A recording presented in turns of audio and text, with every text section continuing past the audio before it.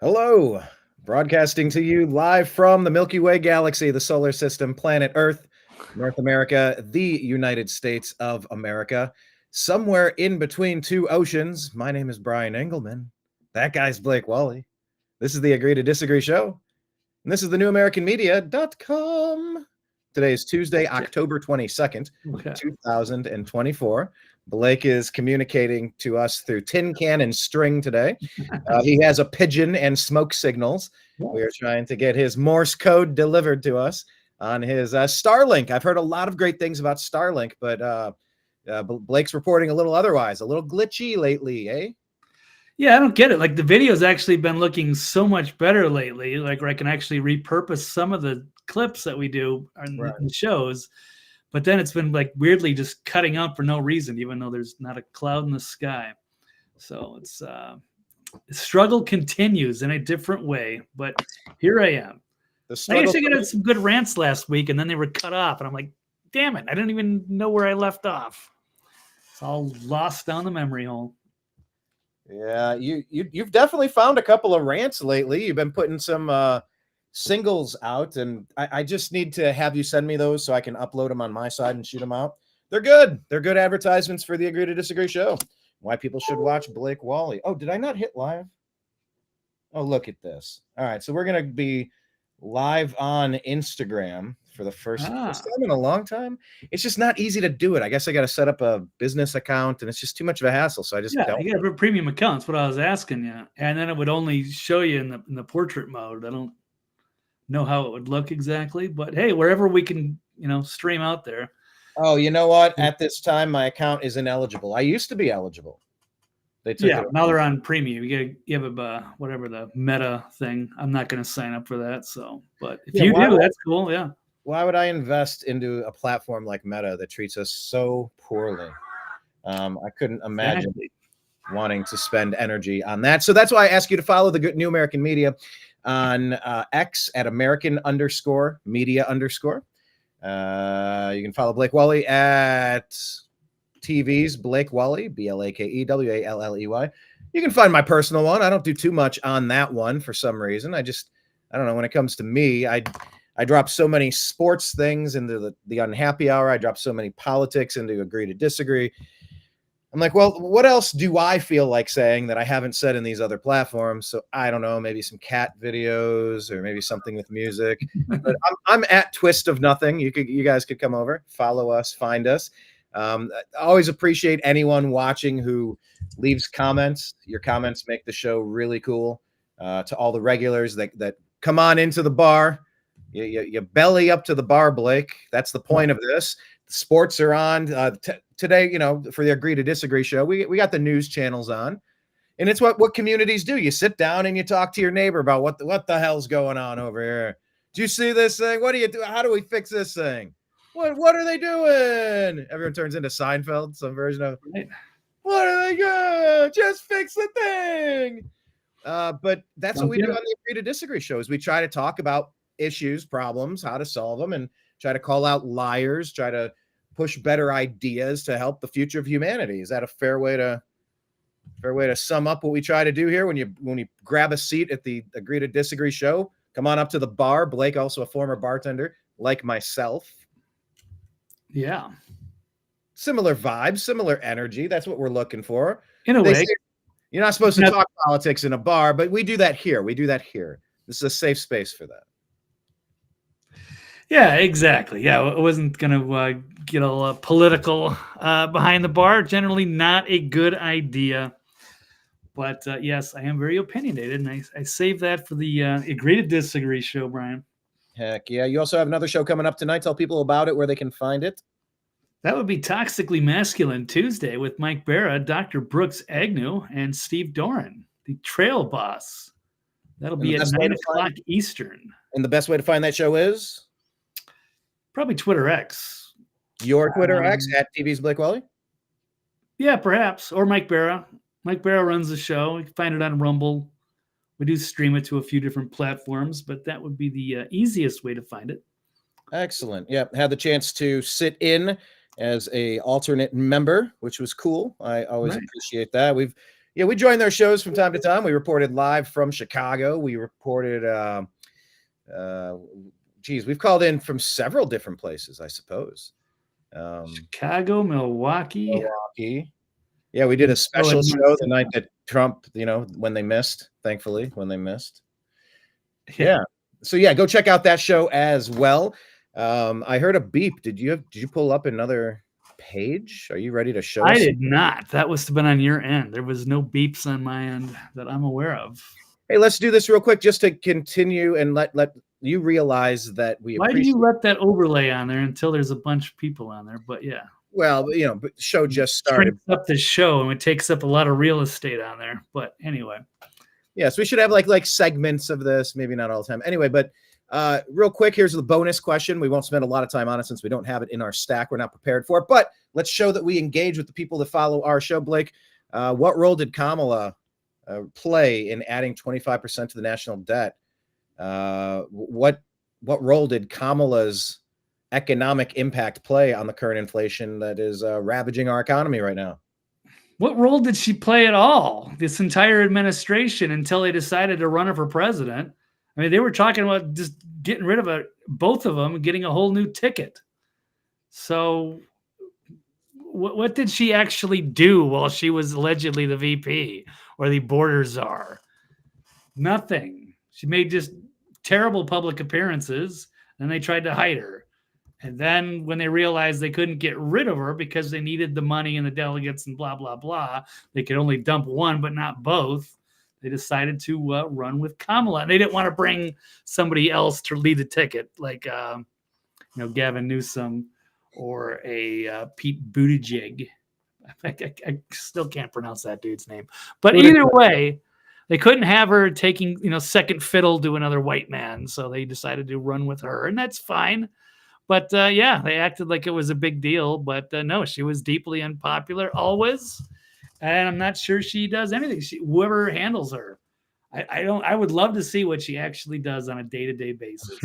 But to be fair, that's not fine. It's not fine if it's a DEI thing. It's not fine if people are being put in a spot because they're supposed to play a role according to a Hollywood producer director instead of actually someone qualified, instead of being unkamalified like Harris is. But all of that aside, I guess the Inflation Reduction Act is something that they point to, and it's like, yeah, that's the thing that made things much, much worse.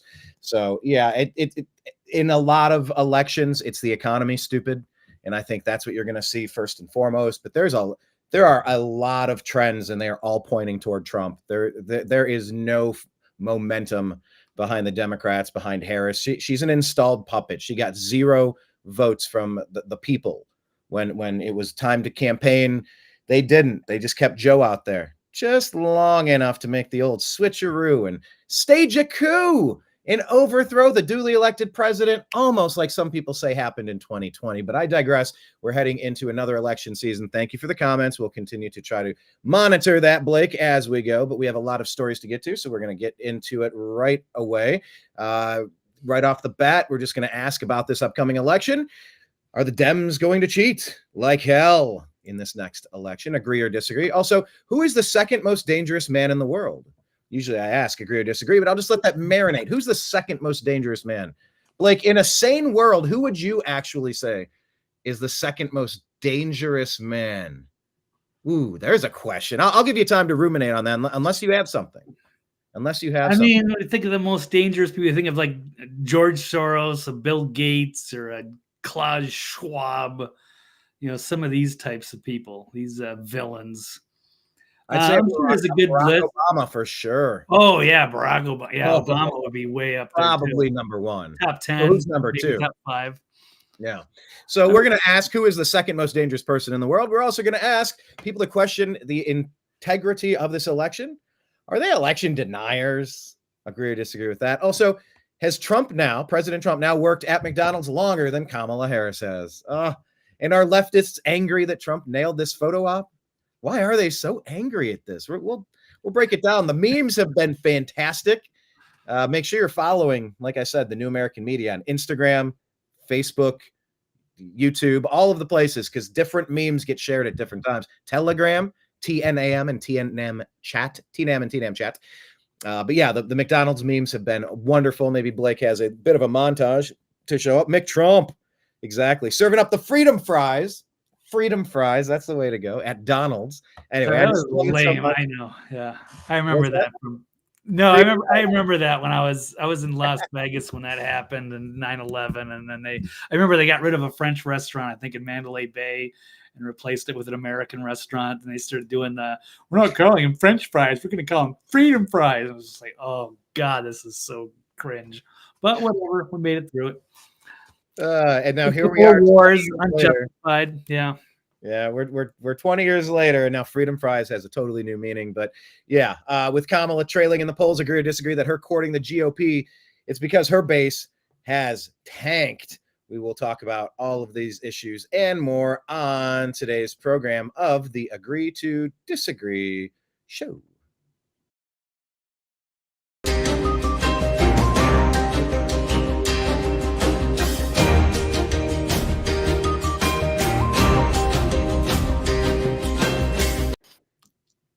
All right, Blake, agree or disagree that the Democrats are going to cheat like hell in this election? Agree or disagree that Dems are going to cheat like hell?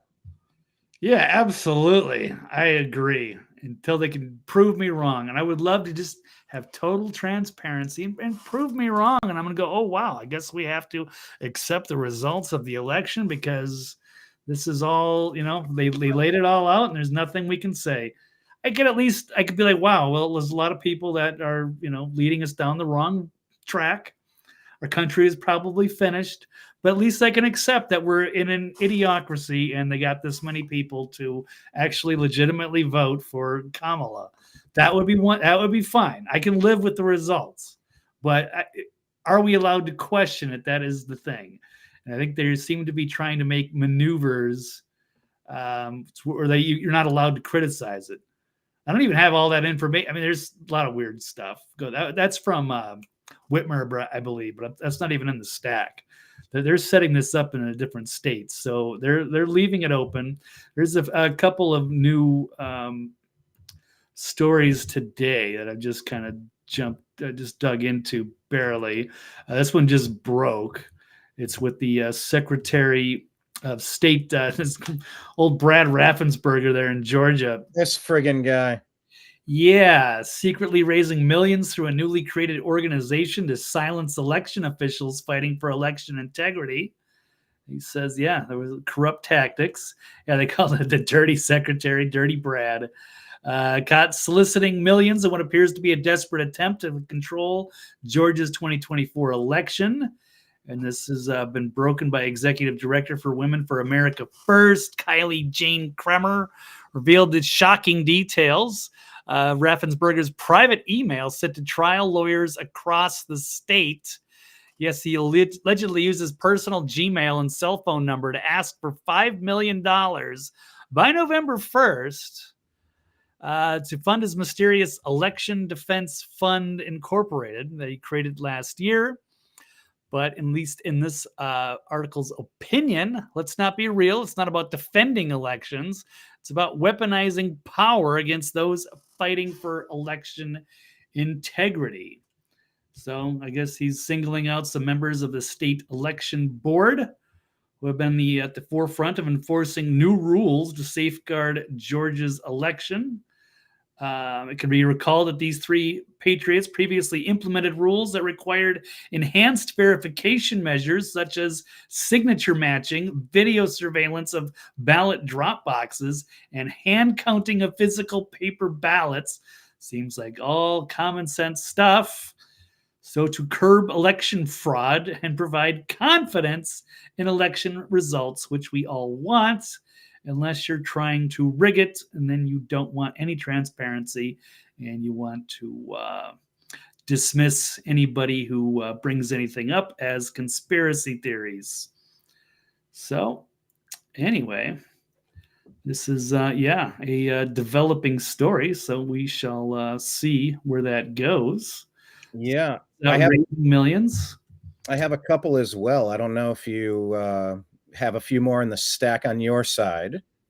Yeah, actually, I pulled one from your Twitter feed, but then yes, that's always a great place to get your news, people. At American_media_. Join us on X. We love you on X. It's one of the few places we feel like we have a shot at an audience finding us. It's been a labor of love, but really banging your head up against a brick wall trying to work with Meta and YouTube. So thanks. Yeah. Right. So we've got this tyrant here. She's been under fire for a while. Jocelyn Benson, a lot of heavy criticism. She says she's the Secretary of State there. She says ballots won't be in until the day after. So we might have to wait longer. It was a repeat of last time. Even in third world countries, they can get it all done by a decent time within that night. We should not be going to bed without knowing the results, but that's we're looking at the same playbook again. So she's saying the final certification could extend to November 6th, full day after polls close. What certification? The election certification. Final certification. Final certification. I haven't even watched How this. quickly do you expect to get results? Well, in 2020, we had the results of our highest turnout election in Michigan history within 24 hours of the polls closing. The unofficial results were completed by 8 p.m. on Wednesday. So we're tracking that again this year. We do have more options to process ballots sooner than Election Day, which is where we were restricted in 2020. So I'm optimistic we could see. Depends on how far behind they are. Results even sooner, but I would estimate end of the day on Wednesday. Sooner if Kamala wins right away. If they got to but if Trump is ahead, they're going to keep counting ballots throughout the night and into the next day until Kamala wins. Is the best guess on how we'll perform. But that said, we will always prioritize accuracy and security over efficiency. Understanding how much people will want those results, we're still going to make sure the process is secure and accurate before we. And then are they going to actually show their work? It's like you come up with a math problem in school, and your teacher, you got to show did you just use a calculator to come up with it, or can you show your work? Show the process for solving the equation. There needs to be, I don't know, Blake, I was asking myself this question. Do we have a list of states that are completely backward, wonky, and rife with fraud opportunity versus states that have really locked down, cracked down, and put basic do we have is anyone tracking that, like with a color-coded map? This is green, this is yellow, this is red. Like these are the danger states, and is it the same Arizona, Wisconsin, Pennsylvania, the same exact states that magically paused 7? Like, did we flip any of these places? Is there any chance we're going to have a real election this time? Because this should be the easiest blowout for Trump that you've ever seen in an American presidential election since Mondale. This should be catastrophically bad, once in a generation bad. They've earned every piece of what's coming, unless they try to cheat. And Lord knows if they try to cheat, what's coming after that is really a place I don't want to spend a lot of mental energy. I just want to get this country back on track. Let's say you. Right. No, they're probably going to cheat. They're not going to show you why. They're not going to allow the courts to look at anything. They'll call you a conspiracy theorist and shut down your channel and put you in a gulag, Brian, for daring to question. That lady, her face doesn't seem quite as trustworthy. Maybe it's a symmetrical thing going on, but I under fire for a long time. Yeah, she's nasty. What's her name again? Jocelyn Benson. Okay, next. Hand in hand with Gretchen Whitmer. Yeah, so not good. All right. What else do we have? Let's throw in one more. Yeah, but I know there's a lot of problems going on. I know they've got our superstar over there in Pennsylvania, Scott Pressler. Yes, go on Rumble or YouTube and look up the New American Media. When we talked to Scott Pressler at the Republican convention in Milwaukee, Wisconsin, a couple months ago. It's a fun chat. Right. So he's there, but I know they got some weird things happening there. Like people that are already registered aren't showing up. I don't even have those clips, but I mean, there's a lot of wonky stuff, and we're going to see a lot more before this is over. I do expect the Democrats to cheat. And so, hey, prove me wrong. Again, show us the transparency. I don't want this bullshit coming around this time again, where we're just supposed to accept it. It was the most safe and secure election ever. I can't handle that. So I just that's unbelievably frustrating. Right. It's like, oh, how is that possible? You don't even have 93 million registered voters. That can't be. It's mathematically impossible. Shut up, conspiracy theorists. But anyway, that's probably what's going to happen. So speaking of that, we ran into Eric Spracklin at the Milwaukee. That was pause on Eric Spracklin. By the way, go to cisa.gov/rumor control for anything regarding elections. I'm not questioning 2020 here, but I am saying they are going to try to cheat 2024. What can they do about that? Yeah, of course they're going to try to cheat. Yeah. An election is too, and that's why you have to make it so that we have strong methodology in place that protects the sanctity of a vote. But what we're seeing with, what are we doing with voting machines? What are we doing? Not about this company, that company, about all of it. Oh, they weren't supposed to be connected to the internet, but blah, blah, blah, blah. Like, why is there even a chip with a port with a why is that even an option? Like, you're telling me you don't get to hardwire in? You have to walk in with a briefcase and it's attached. It's handcuffed to your wrist. You know, like in the movies, you have a chain attached to your wrist and a briefcase. So if they want you, they got to take your arm with you. And that just makes things a whole lot messier. You're telling me that you can just click on a button and activate a Wi-Fi and connect to some voting machines? Not this company or that company. I'm not making any specific allegations. I'm saying that if there's even a remote possibility, what are we doing? You can do a paper ballot. You can do 1 day voting. You can turn President's Day. How about we do this? We turn President's Day into National Voting Day. That's where we get the day off. All right? Figure it out. You know what? Make it special. Take President's Day, but then on Monday, do another something there. So we'll have like a 4-day weekend leading up to President's Day. I don't know. Figure it out. It'll be fine. Yeah, I think it should be a national holiday. We can double check. Everything should be on video, double checked, sealed, shrink wrapped, signed and dated. They should be held for the appropriate number of time for anybody to run an audit after the fact. If we can't audit the system, Blake, then we don't have a system. We don't even have a country. We have a very, very loose and quickly deteriorating combination of states trying to do their own thing under the umbrella of a federal government that just seems completely incapable of setting national voting standards that would protect the will of the people being served.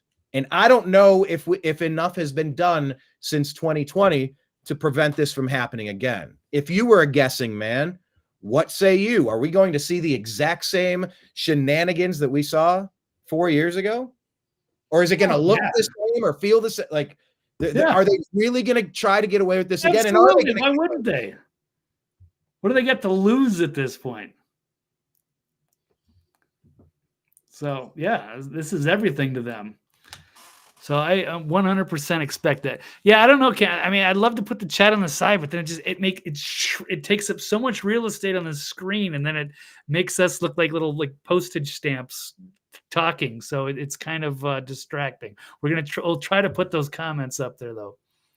But okay, let's watch this quick clip. I guess this happened in New Jersey the other day. This looks like it's recent. It's October 2024. So, but I mean, this wouldn't shock me whatsoever. Take a look at this exchange with this poll worker from New Jersey in Essex County talking to this, I guess he's a Irish guy in America on a work visa. So let's roll this clip. You voted in the election in January of last year? The presidential, yeah. And did you register? No, I wasn't registered either. Are you registered now? Oh, I never filled anything out, no. Okay, then I can't see how you can vote because you're not registered. Remember, I do remember him. Okay. Remember, we was allowing anyone to come in. Anybody to come in, and they say allowing anybody to come in, as long as you vote for Kamala. I'm not hearing what I think I'm hearing. It's not like she's saying, I remember him. Just go ahead and let him vote. She's remembering a previous conversation. I can't be understanding this correctly, right? I mean, it could be a little out of context. I'm not 100% because there's only this one little clip here. And how would they recognize this guy? I mean, how small of a precinct would that have to be?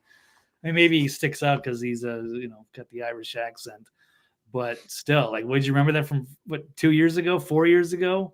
Dude, look, I've gone when I lived in Los Angeles, I would go vote, and I had the opportunity to get ballots that were not mine with people that were not my ex-wife, just handed to us. No proof, no signature, no checking if the names match the photograph on file.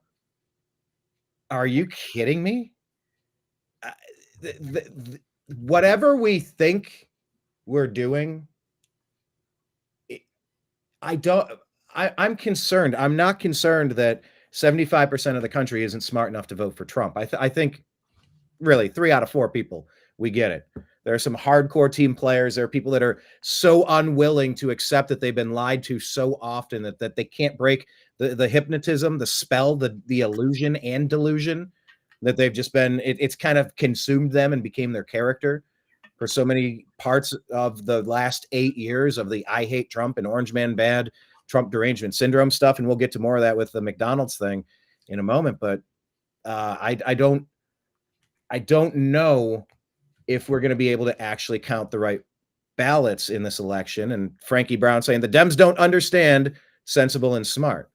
Because I was saying, we just need a sensible, like a smart voting system that's auditable, and it's all on video. It goes from your hand into the stack every 500 votes. It goes into a box. The box is on camera. It's right here. It takes a Republican and a Democrat to both stamp off on every page. They double check the counts. They stamp. They shrink wrap it. It's done. It's kept in the storage room. Only one person has the key. There's no Wi-Fi. The room doesn't burn down. This isn't rocket science. And if there's anything shady at a place, you go and you look at the videotape. You do a full forensic audit on it. Unless we're not supposed to have a functional system, Blake. Well, it's not about functional system. It's not our show. It's their show. They want to run things, and if they have to cheat to win, then they'll do that. They crave the power, money, and control. So it's high stakes this time. It's not about representatives. That's how it's supposed to work. We elect our representatives. Now they're all corrupt. They're bought off, and they like to prop these people up, and then there's no term limits, so we just get stuck with these people, and they kind of vote against our best interests, and they've created this whole toxic culture, and it's destroyed our system, but they don't seem to care as long as they're benefiting from it. Is there more to this video? Did you have a little bit? Yeah, it's a little bit. What do we get? About halfway done. Okay, let's keep rolling. Yeah, during the agenda, they just let us.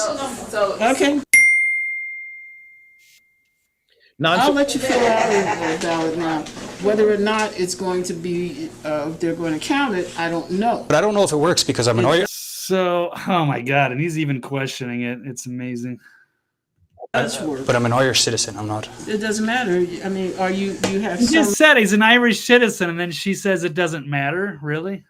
Citizenship here? With the work visa, yeah. Listen, we'll let you do it. They'll figure that out. Wow. Poll workers may not provide a ballot to someone not entitled to vote. Yeah, I'd be like, hey, sorry, sir, but you're not a citizen, so you can't vote. Have a nice day.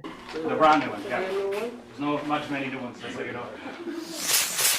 So, sure, she's a nice lady and all, but she is really doing awful things, and she should not be in that position to be a poll worker. Not saying they need to criminally charge her, but they need to get rid of her, and they need to, use that video going forward when they get these volunteers in there. Yes. If this happens, you guys are going to get some punishment. I mean, look, if anything, these poll locations should be under 24/7 surveillance, and there should be Republican and Democrat people that are able to watch in real time. And if there's an issue, they should be able to report it, and there should be a way to do that. If we're not doing that, we need to be. So, yeah, that one, What if you're the power and the party in control? Sure, I mean it happens to all the dictators too. Chavez or Stalin. I mean, people was saying, no, we got to get rid of this guy. Let's all vote against him, when they do, and then it doesn't matter who counts the votes, right? That's where that quote eventually came out of. So yeah, there's been a lot of people that have won elections when they didn't actually win. They cheat. This has happened throughout history in so many different places, and it's happening here. But again, prove me wrong, but they never did, because we never saw the courts. We never saw that all the evidence brought out. Yeah, and the courts punting by saying that there's no standing for a person to bring up an issue like that. Stop it. That is not a real thing. That's not, with the 50 states connected together, the sanctity and the accuracy of these elections is paramount to us having a functional system of governance in the United States of America. Yeah, but do you think the Democrats would care as long as they win? Do you think, hey, they would accept the Trump loss as long as there was integrity? Like, I'm just glad, I'm sad that Trump won, but at least we saw it all. The system works, and now I know we can do this better next time. We'll get somebody better than Kamala, and then we'll beat whoever the next candidate is, because it won't be Trump. I have said for a long time that there is no limit to what the Democrats will set on fire in order to gain some sort of power politically. And there's no limit to what a Republican, libertarian, constitutionalist has to sacrifice in order to try to keep the wolves at bay. So that's how I see it. It's kind of that simple. And by the way, that's not an endorsement of the Republican Party. I don't trust the Republican Party, because the Republican Party is also the party of Liz Cheney, Adam Kinzinger, the people that framed Trump for January 6th. So these are not, don't get it twisted. That's not an endorsement of the Republicans. But I think the MAGA party of Tulsi Gabbard, RFK Jr., Vivek Ramaswamy, Elon Musk, that is such a different cast of characters that it's the Avengers. Like, these are the superstars. This is the all-star team of people coming in to clean up a mess. This is calling the wolf in Pulp Fiction, Blake. You know when you have to call in the wolf? Oh man, I shot Gerald in the face. I'm sorry, boys, if I speak rough and act rough, it's because if I am curt to you, I apologize, but it's because time is of the essence. So, pretty please, with sugar on top. Clean the fucking car. God, I love that movie. Harvey Keitel is so good in that scene. Everybody is so good in that movie, Blake. But they're calling in the wolf. They're calling in the wolves. I'm mixing a wolven. I've woven a wolven metaphor together, Blake. Wow. I've woven a wolven metaphor together, because this really is the all-star team. This is. And the Timberwolves are playing tonight against the Lakers. So there you go. So a third wolf reference. But yeah, you're calling in the wolf from Pulp Fiction. Here, he's the specialized guy. Everything's a mess. Look, get off the road. We're going to hose you off in the backyard. You're going to put on some Banana Slugs t-shirts and some flip-flops. We're going to clean out the back of that car. Not good enough to eat off of, just good enough with a quick once-over. If John Q. Law starts poking his head around, nothing stands out. All right? A please would have been nice. It's such a good. I haven't seen that movie in a long time. I'll have to check it out. But yeah, we're calling in the wolves. This is a very special breed of people. Tulsi can help with the military industrial complex situation that we have going on in Ukraine and Israel, etc. RFK Jr. to try to keep some of the poison out of our food and water supply. Vivek Ramaswamy trying to bring some libertarian ideals to just the overall scope of government, and Elon coming through with the Department of Governmental Efficiency to trim all of this with, like, whatever we're spending is completely unsustainable. And this is exactly what's needed in this country right now. Trump is the only person, like Trump is the choice at this moment in time. It should be historic. And I just really hope they're not stupid enough to try messing around with it again. Let me you do roll over and just do nothing. Then imagine that it was just a massive landslide, and then they're all fucked and they know it. I expect them to try. I expect us to catch them.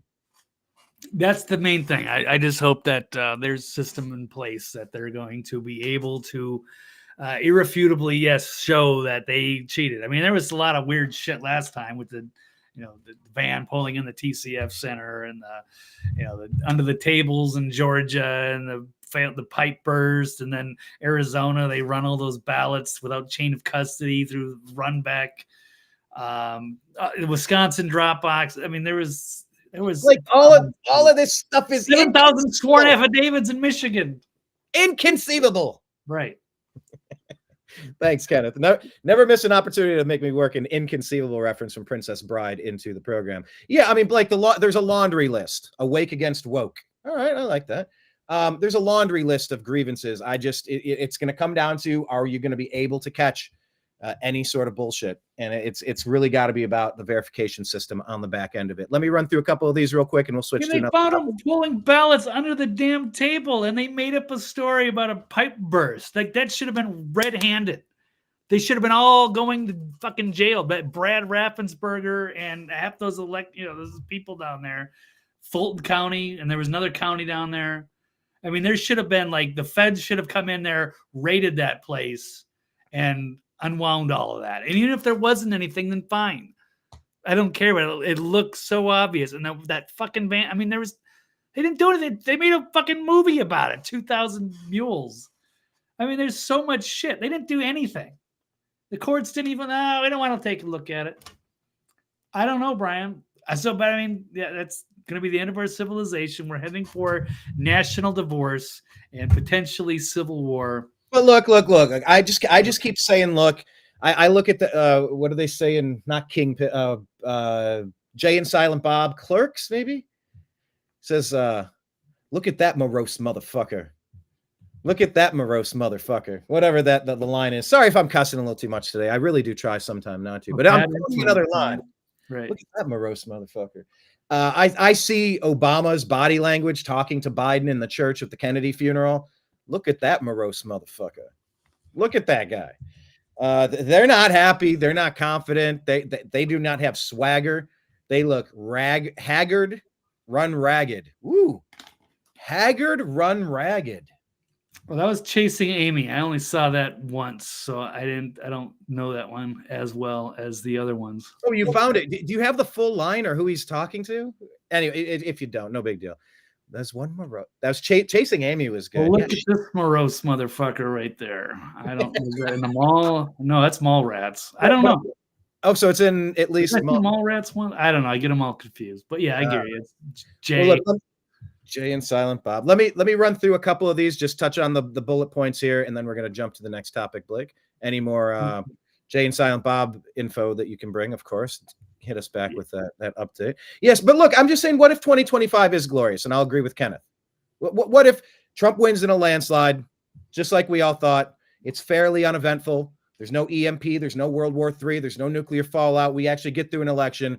The will of the people is served, and these people are voted out in droves, quickly, easily, dominating. So I would like to envision that that's at least a possibility. I would like to see that happen. That's going to be the easiest way for Trump to look, if not look the other way, just to get on the task about fixing things. I don't know. We'll see how it plays out. We're so down to the wire, Blake. Like we're here. We're finally here. We sure are. Yeah, it's crunch time. And why do you get this wackadoodle, this politics girl on the Twitter here? All right, because I've been trying to get to this point for 10 minutes, but go for it. Okay. I have several. All right, so here's Love one. to get an interview with her. I want to get into that fucking showdown with this lady. Well, the question being asked in this X post that we shared at the New American Media at American_media_ on X. Can anyone explain to me why the Democrats claim that 6.5 million Americans living abroad, while in reality there's only 2.8 million? We're talking about a 3.7 million difference, which the Democrats could use to cheat. So, yeah. I mean, there's a lot of mail-in stuff that they're trying to get to now. And you have a postal union that said, we want to endorse one of the two candidates. And you go, excuse me, you are the last person that should be endorsing which mail gets delivered and which mail gets thrown in the trash. Am I wrong on that? No. But I forgot. That was one of the things we covered that a couple weeks ago. I've already forgotten it already. Yeah, they're setting something up with Yeah, like people that live abroad, like Yes. I don't even know if they have to have a regular address in the United States. I mean, there's certain people that might be there for a while, but there's no like chain of custody. And I think they can vote like by email or they can vote on the internet.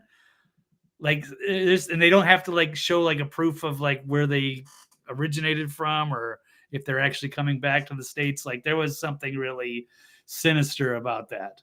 But they find all these little clever ways to give themselves an advantage. So we have to be mindful of all of that. They're very committed to this and they're very good at it. Right. Let's listen to what's going on in your former state, Blake, Minnesota. Oh, yeah. Got our voters' pamphlets. Now you check on the outside of your pamphlet what party you're affiliated with. I mean, I guess that just makes it easier for him to toss away the red ones. Can you believe this, Blake? Oh, I can believe it. And in fact, Tim Walz, Minnesota under Tim Walz, sending envelopes where you mark your party affiliation on the outside of the ballot. Not just in Minnesota. Democrats are setting the stage to cheat and rig the 2024 election. Oh, that's right. Here, I got a show and tell real quick too. Speaking of that last clip I played from Eric Spracklin there's another one right. By the way, who is Eric Spracklin? I interrupted you when you said we met him. Who is this? Who did we meet? He's the dude from wasn't he the dude with that lot of the Crowder crew? And he gave us those t-shirts, right? The fight like hell. I lost my t-shirt. It ended up in like in the Uber in the front seat of that lift. That's right. We couldn't find that one. You can have mine. That's an extra large. It's not going to fit on me. So you're what? Well, it's really nice of them to give us those. You can have mine. I can't wear it because it's an extra large. Yes. All right. I'm in. Next time I see you. Okay. Yeah. Remind me. All right. All right. Remind me to remind you. Okay. That's right. I could be in Nashville soon too. All right. We'll be closer. That is true. That is true. Right. But let's play this one. Another video here. I mean, this almost seems like it's set up. Like it can't be real. So let me just say this. It's possible that this is just made up. But that would kind of fit in with what you're saying with this in Minnesota, where they can see on the outside of the ballot who you're voting for. That can be dangerous for exactly this reason. Roll clip. I work at the vote bailouts, which means we get your votes and we separate them. So if some of these votes happen to say, like this one, Donald J. Dumb Trump, that one just don't make it towards the mail. As some of you guys know, I work. Okay. So on the surface, he looks calm and ready to drop. But on the surface, this looks like a skit. Right. It very well could be. But yeah, he is filling the part very well with the mask and everything. It's how you would kind of imagine it working if it actually said on the outside who you're voting for. Who's going to oversee this if people are just tossing ballots? You get somebody like that. You get some kind of woke, crazy leftist. Like this person may or may not be. And what's to protect the integrity of that? That sounds like something Tim Walz would do. And then people could say, oh, okay, we'll just dump the Trump votes. And no one's ever going to know. Never going to be able to audit it and figure it out. Then I would like to follow this story and figure out when we can figure out who he is and what that's all about. Let's keep posted if it's a joke, because it seems a little too on the nose, as Scott Adams would say. We have to be. You wouldn't be dumb enough to put it up. Maybe you would, but I will not. I will not rule it out until it can be ruled out. Fair enough. Yeah, I mean, people are definitely dumb, so I'll proceed with caution. But that's exactly what we think it would look like if bad people who would do anything to win had a modicum of power and control over the situation. Okay, here's Joe Rogan. He's asking, why would Democrats do certain things, but not in this case? One of the things that I've always said, and everyone sort of agrees with this. I mean, literally everyone, even people that think that the election was 100% legitimate. Oh, please. They don't. The percentage of voter fraud is never zero, correct? And Right. They're always like, yes. No one can say it's zero, It's not zero. There's a bunch of slippery people that get arrested on both sides of the aisle, Republicans and Democrats.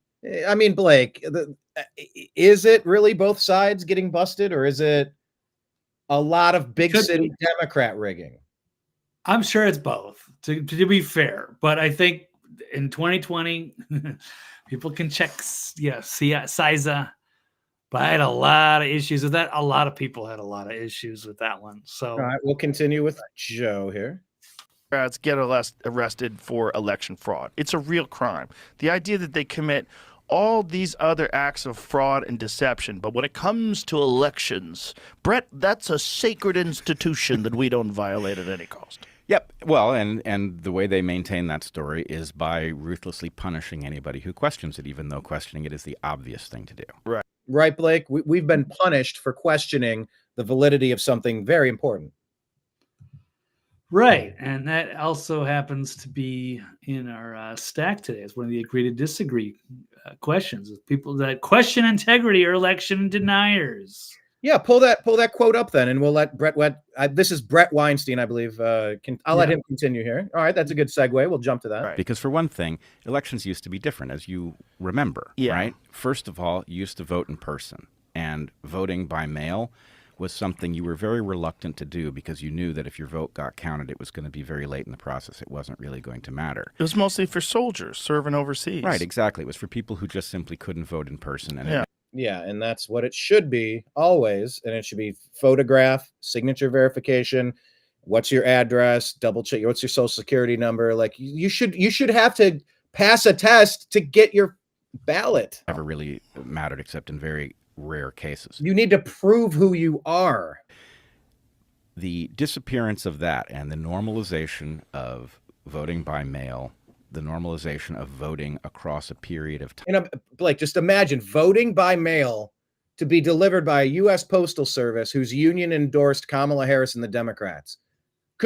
What are the Republicans doing by not challenging this? Am I crazy? I remember we did this story a couple weeks ago, didn't we? Am I misremembering that the Postal Service endorsed one of the candidates? I can't remember exactly how that went. I know they had trouble getting the Teamsters didn't endorse them. I'm not sure about the post office part. I have this here.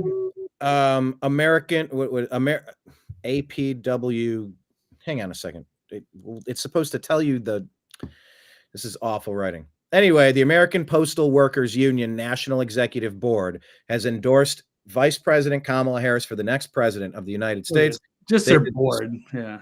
Yeah, back on July 23rd, 2024. They voted unanimously, by the way, to endorse one of the two candidates that they're going to be delivering boxes and boxes of air quote ballots to be counted. Like, are we living in real life? This is the number one thing you should not be doing. You should not be allowed to do this. Anyone watching this understands this is not something you can even entertain in a bizarro world. There's clearly bias. You really have to recuse yourself, yet it's the exact opposite. And who better to deliver boxes at whatever time of day to whichever particular location, just sitting, waiting, ready to go. All right, 5,000 more to this place, 10,000 more to that place. Let's go. I mean, Blake, I'm starting to get worried, actually, a little bit. Talk me off the ledge. No, I'm not going to, because I don't trust this process at all. I hope they have good measures to absolutely, without a doubt, catch them red-handed and actually do something about it. Oh, man. I mean, the people were so outraged in 2020 that they all met up in D.C. to question the challenge the results. How'd that work out? Yeah. How'd that work out? Yeah. All those places caught red-handed doing stuff. How'd that work out? What happened to the 7,000 sworn affidavits, the vehicles, the Georgia, the run back, all of those things? All of that stuff was brought into question. They brought up that Supreme Court justice in Wisconsin, Gableman, and he went through the state. They smeared him up and down. I mean, it's obvious. They should have done something last time. They didn't. So why are they going to do something this time?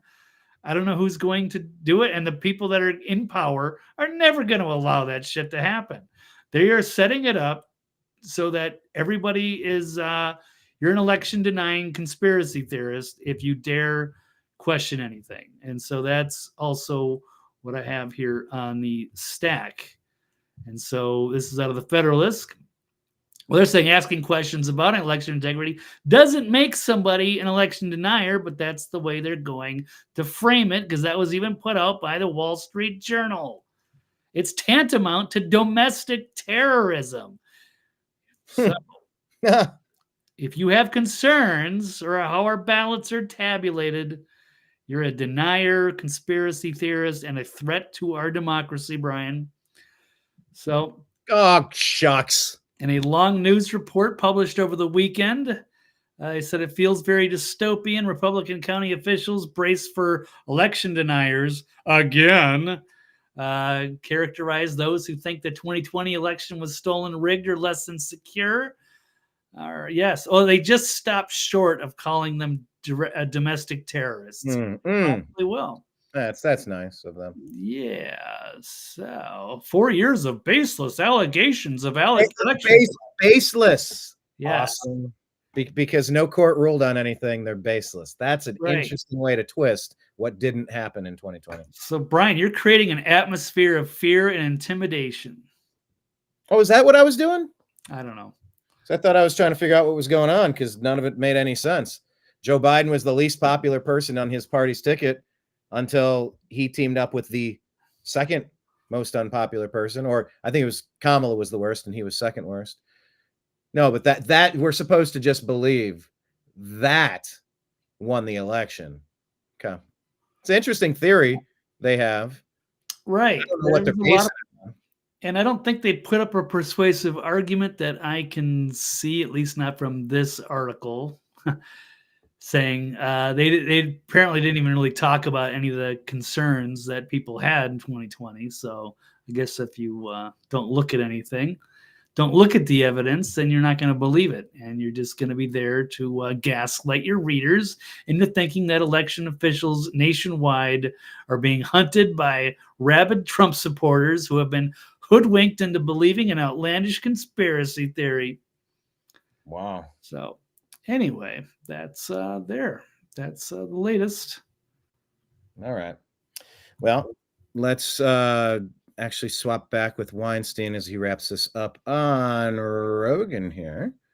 It's an important conversation, folks. This is the time to talk about it. So that you're not all voting on the same day. And the absence of exit polls, right? When everybody's voting from home or wherever, you can't detect fraud by virtue of the fact that the count that came in from that precinct didn't match what the exit pollers registered. Right. And so, I don't think we are wrong to imagine that we have lost the ability to check whether an election is fair and that that's not an accident. That leaves the possibility open to cheat. And as you point out, they cheat in every other way. Are we supposed to believe that they won't do that because their patriotism is so deep? I don't see any patriotism to them at all. Well, not only that, they've established this narrative that it's imperative that the Democrats win to save democracy. Right. So they've already made all of... By the way, Jim Gaffigan, come on, how good was he at the roast? We're not even talking about the roast, are we? Blake, you still there? No, I've been gone for like 30 seconds wondering what's happening. I was going to say, did we even cover the roast? I was going to say Gaffigan did such a good job talking about this exact point that Brett Weinstein's discussing. Right, we didn't get into the Al Smith dinner. That was great for. Maybe we should wrap up with a couple highlights. It's easy to find right on X. But yeah, it's absolutely wild. Let me continue here. These statements that would, and it's just that Jim Gaffigan talked about how saving democracy. They need to save it so much that they ousted the democratically nominated person in a coup or something like that. Jim Gaffigan. I loved it so much. Any patriotism to them at all? Well, not only that, they've established this narrative that it's imperative that the Democrats win to save democracy. Right. So they've already made all of these statements that would it's more important for them to win than anything. More important than anything. More important than having primaries. More important than letting the people decide who the representative is. More important than having like live actual conversations, interviews that aren't edited on CNN. Instead, they have a 40-plus minute one that's edited down to 18 minutes. Like, what? Well, and we just went through this with them over COVID. Yeah. We know that. Oh, Blake, just on that point, can you just remind people? Can you remind people why they should vote 2024's election strictly based on COVID and what the Democrats did? Make it a single issue for us. If Blake's internet is there. Blake, you look less than interested. Blake, why are you mean mugging me? Blake. Oh, come on, don't just stand there, say something. Oh, come on, feller. Oh, Blake is gone.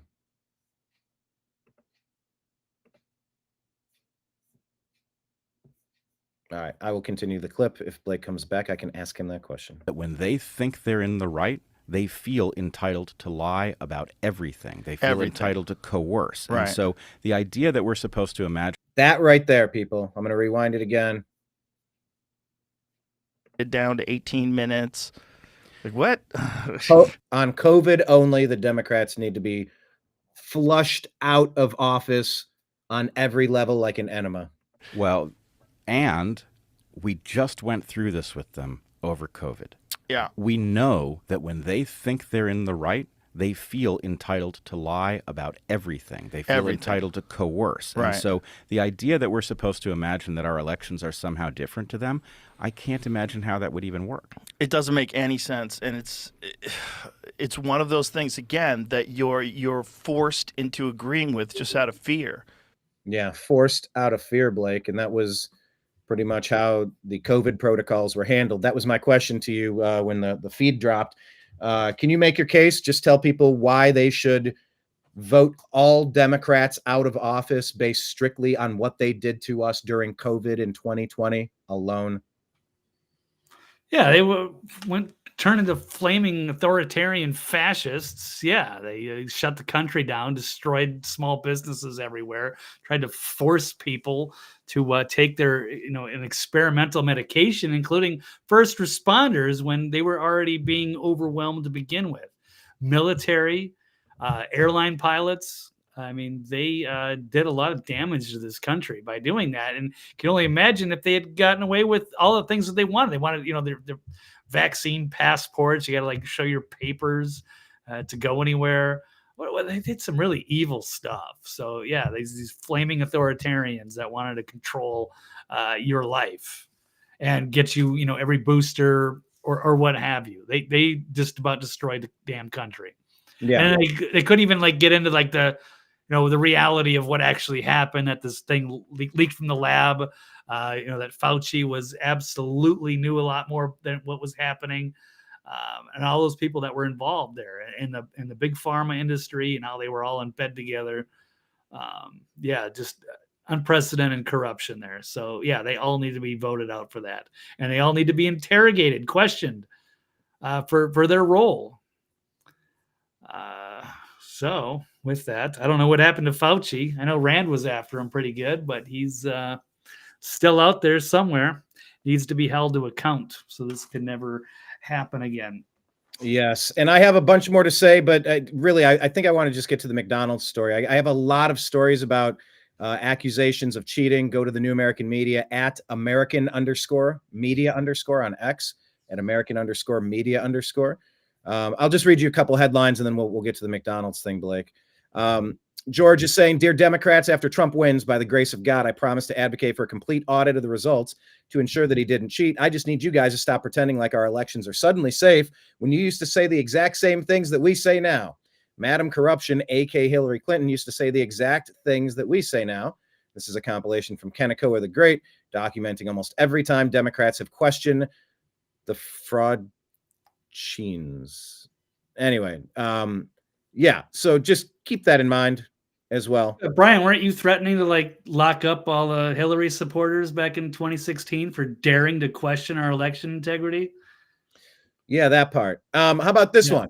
Trump says the only reason why Gavin Newsom signed a bill to ban voter ID. Well, let's just let him say it. You have a guy like Gavin wouldn't do very well, I don't think, with it. He signed a thing yesterday. Somebody told me, I haven't, it's not confirmed, but he signed a document yesterday that said you're not allowed to ask a voter for ID, identification, and if you do, it's like a crime. Why would anybody do that? In other words, this was signed yesterday or the day before by Gavin Newsom, a failed governor, and it said, if you ask anybody whether or not anything having to do with their identification, now for everything else you're allowed to have a card, but for voting, which is our most important act, it's considered virtually a crime, so you're not allowed to ask for identification. Now there's only one reason that's done, that's because they want to cheat on elections. When you have something like that where there will be no asking, it's not a question of having voter ID, it's a question you're not even allowed to ask, and if you ask it's a crime, that's only because of the fact that they want to cheat on elections. And we can be nice and we can be politically incorrect, but the only thing they're going to do there is cheat on elections. And we just can't let this happen. You have a guy. Blake, I mean, we can't let it happen, but I mean, it's probably going to happen, right? Oh, absolutely, because they're going to lose. Their only chance is to try and cheat. And they're going to find some way and then make it so that people aren't allowed to question them or to look at the evidence. It's exactly what they are setting up.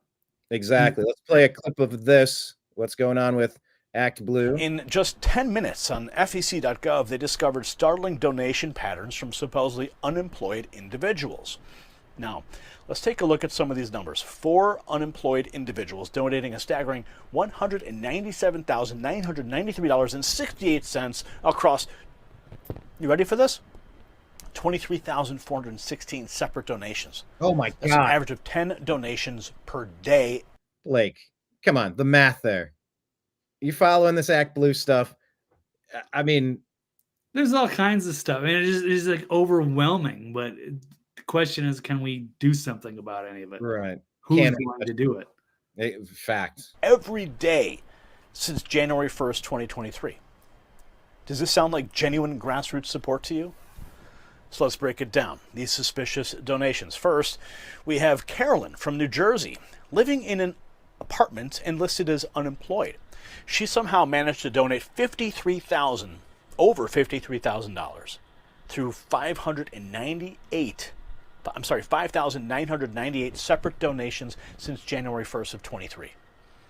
The bulk of the donations, 36,000, went directly to Act Blue across over 4,600 transactions.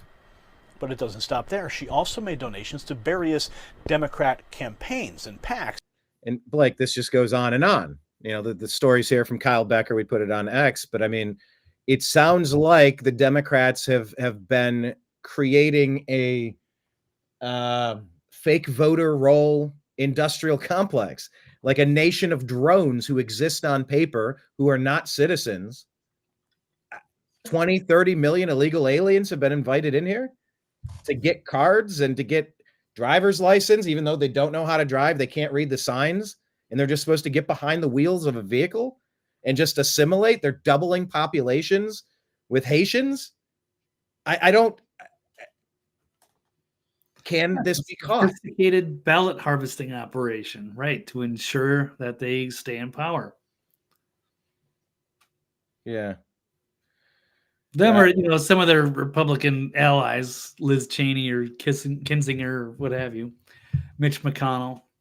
This works for the Uniparty. Yes, it does.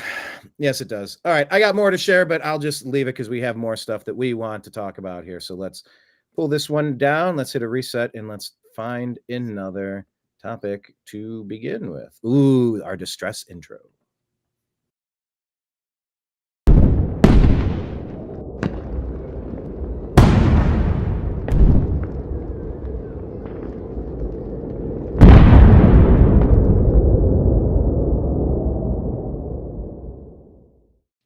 And I promise we'll get to Donald Trump and the McDonald's stuff, which is pretty fantastic, might I add. But in the comments section, tell me your favorite meme, or if you're on social media, tag us and tell us the favorite meme that you've seen. There's a lot of AI images. There's a lot of funny stuff coming around with that. Blake, agree or disagree about the second most dangerous person in the world? We said Obama was number one, maybe Soros, maybe Gates, maybe this, maybe that, maybe Klaus Schwab. But they have Elon Musk as the second most dangerous man in the world. I'm guessing you might disagree with that. Yeah, it's insane. This is the globalists freaking out. So, yeah, Trump is their number one enemy. And then Elon apparently is number two. It's this great entrepreneur, this super genius. And he's created this, or he's bought out Twitter and embraced this free speech platform for everybody. And now they are targeting him. They're putting out some really weird, wacky stuff about him. I think, Brian, you had some, even the German newspapers had some horrible comparisons as well. They are really, they've. Is that the one where Elon shared it and said their pronouns are he, Himmler? Yes. Oh my gosh, that might be the funniest reply I've ever seen. He must be asking AI to come up with really good jokes. All right, AI. I would like a bunch of jokes about like. He kind of reminds me of Keanu Reeves when he talks. Oh, all right, a little bit, yeah. No, but that one was so funny, saying that the pronouns are he, Himmler. Yeah, Elon is just on one, and he said that this means war. Everything's all in. Like I said earlier, there is no limit to what a conservative or a constitutionalist will have to sacrifice to try to win in this world. It's a damn shame what the world's come to for people like me and people like you, says Oliver Anthony. It's really weird for the simple fact that he has a platform that people talk on. Yeah, that's called tapping into the zeitgeist. The mood or feeling of the times. How did this turn into a weird thing? I don't know. Yeah, they think free speech is dangerous. Well, it's dangerous for them because they're being exposed in real time and they can't control reality. Right. So it drives them crazy. So instead they target him because he has the control on this thing. Not that he's controlling anybody else's speech, because that would be one thing. If he was like silencing leftists like they used to silence conservatives, that would be something bad. And then, yeah, they would have a point to be made. But that's not what's actually coming. So that's right. It was the Spiegel doubling down on comparing Musk to the Führer. They released another huge hit piece against Elon Musk, calling him enemy number 2. And they're standing by their reporting. So, yes, it's just crazy how they are. The masks are off. Do we want to listen to some of this, or we'll just take it? It's a 5.5-minute video. I'm not going to play it. She's got a thick accent, but yeah. Let's do the accent. Let's full screen this. Fine. Our viewing crazy. The German Spiegel magazine has the audacity to double down on its statement targeting Elon Musk that he is the number 2 enemy just behind Donald Trump. This is a serious threat because, yes, it is a subtle, carefully worded instruction to the reader to plan some kind of attack against Elon Musk. Because the enemy is someone that you ought to take down if you want to appear as the hero in the end. Elon Musk rightfully asked the question, enemy to what? Sorry, I couldn't see you. She reminds me of the girl in Big Lebowski. Oh, we have a Big Lebowski reference. All right. Do you remember that? Like with that heavy accent? Fudge. No. All right, put it on the list. You need to watch Big Lebowski sometime. Dude, I've seen it like 50 times. I just sent some dude a meme saying that's your opinion, man. I'm very familiar with the movie. Are you talking about the Nihilists, the German? You talking about them? I don't remember the woman exactly. I believe in nothing. Right. Yes, okay. I remember the Nihilists. Anyway, she reminds me of that that scene. Go ahead. Let her play for another I second. wasn't sure what one. There's plenty of interesting characters in that movie. So yeah. Lost on me in that moment, but go ahead. Is that where your affinity for ferrets began? No, I learned about ferrets by going because I didn't want to get a dog because they were too much work. As a single dude, I didn't want to my life to revolve around walking a dog. I was allergic to cats, even though they seemed like an ideal pet. I could leave it at home, but I'm allergic. So I went on to, I don't know, Petstock or Animal Planet or something like, what's the perfect pet? And I was like, oh, something that, sleeps all day, has low maintenance, non-allergies. I just like putting all the fantasy stuff in there. Oh yeah, litter box trained, smart, but whatever. So like the perfect pet, right? And then I didn't expect any real results. And then it said ferret, and I was like, oh my god, they're hypoallergenic. They're funny. They're cute. They whatever. They sleep most of the time. They're playful like a kitten. Whatever. You can leave it at home all day, and they poop in a litter box. But you gotta have a litter box in every room. But they're trainable. So yeah, ferrets are awesome pets, and I miss mine terribly. But well, that's what that lady reminded me of, was that guy in that scene, and of course there's a ferret in that scene, and Blake with the ferrets, and me with the cats. Okay, what's this video here, sir? What's this one? I don't know. Isn't this your video or is it my video? Oh, yeah, this is the one you wanted to watch. The Spiegel. Enemy number 2 of what? Democracy? I'm pro-democracy. All I'm literally trying to do is uphold the Constitution and ensure we have a free and fair election. Yeah, common sense. Protecting the Constitution, free speech platform. No, he's the number 2 most dangerous person in the world. Fucking Nazis. I'm definitely upgrading my security. It's like, so. This man is a hero for doing what he is doing, and they hate him, and they hate Trump. Well, we hate them then. That's where we're at. We should be hating them. They should be absolutely in fear of the people waking up and removing them from power one way or another. The easy way or the hard way. And instead they're demonizing all the populists and the people that care about truth and justice in the American way. So all right. Do we have any more on Elon, sir? No, that was it. That was some of the clips we're showing. He's upgrading his security. He's enemy number 2 from Der Spiegel. Okay. Anyway, keep our eyes peeled. I appreciate that on this timeline he's stepped up and at least given us one platform along with Rumble that's worth spending some time and energy on. Like I said, I've wasted my life on Facebook, but really you can't build sand castles made of sand fall into the sea eventually. Who does that song, Blake? And sand castles made of sand melts into the sea. Jimi Hendrix? Yes. Okay. Yes. Well done. Well done. I'm terrible with lyrics, but I know that's a song. All right. That is true. You often say that you're terrible with lyrics. I need to listen to some Jimi Hendrix. I got like that best of album. Like that's a great album to get lost for an hour and a half in. He is, yes, one of a kind. Yeah, Elon Musk be kidding. No, he's not kidding. He's all in on this. Okay, let's talk about this, Blake. Kamala, is she courting the GOP because her base is falling and failing and flailing?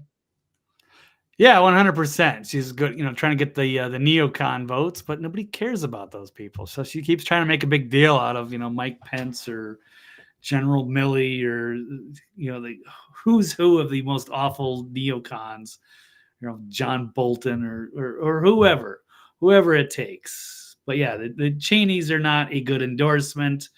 So they're saying he's hunting for Republican votes because Dems fear her base is falling apart. There's a lot more, classically Democrat voters, especially like minorities, who are going to be voting for Trump.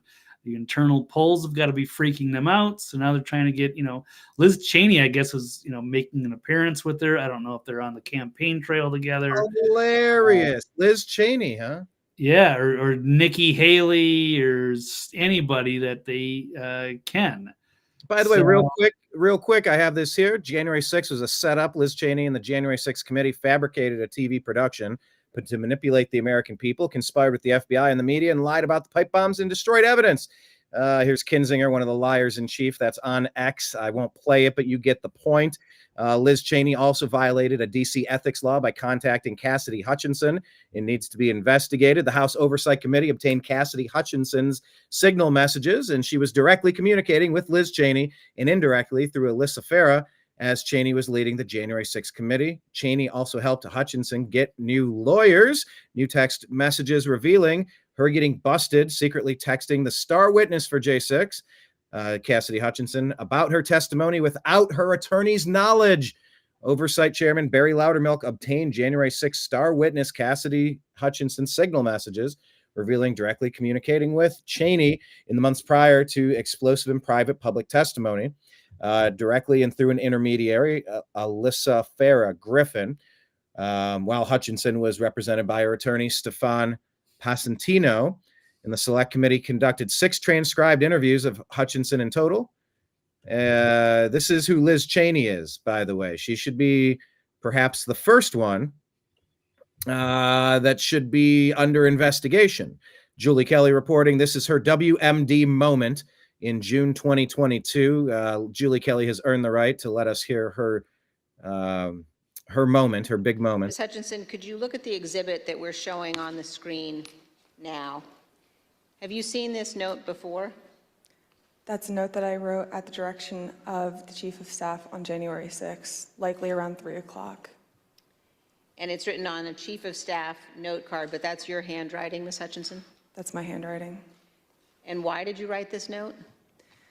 The Chief of Staff was in a meeting. This is all such a charade. With Eric Hirschman and potentially Mr. Philbin, and they had rushed out of the office fairly quickly.